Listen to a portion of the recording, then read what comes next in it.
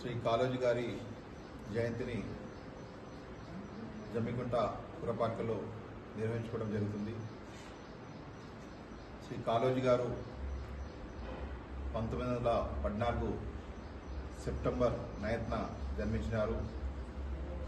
వారి యొక్క జీవితం మొత్తం తన యొక్క కలంతో తెలంగాణ యాస, తెలంగాణ భాష అభివృద్ధికి తోడ్పడ్డారు. దాంతోపాటు స్వాతంత్ర ఉద్యమంలో మరియు అదేవిధంగా తెలంగాణ ఉద్యమం కూడా చురుకైన పాత్ర వహించి తన యొక్క కలం ద్వారా ప్రజలను చైతన్యపరిచి ఉద్యమ పోరాట స్ఫూర్తిని వారు ప్రజల్లో నింపినారు.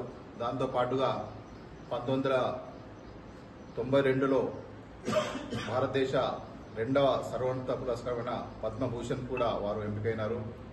సో వారు 2002లో వారు మరణించారు. సో వారి యొక్క యాదిలో వారి యొక్క గుర్తుకు మన యొక్క తెలంగాణ రాష్ట్ర ప్రభుత్వం ఈరోజు తెలుగు భాష దినోత్సవంగా వారి యొక్క స్ఫూర్తిని నిర్వహించడానికి, వారిని గుర్తించుకోవడానికి ఈ రోజుని అంటే సెప్టెంబర్ 9ని తెలుగు భాష దినోత్సవంగా గుర్తించడం జరిగింది. ముఖ్యంగా వారు జీవితంలో ఉన్న రాళ్ళు కూడా తెలుగు భాష, తెలంగాణ భాష కొరకు చాలా కృషి చేసినారు.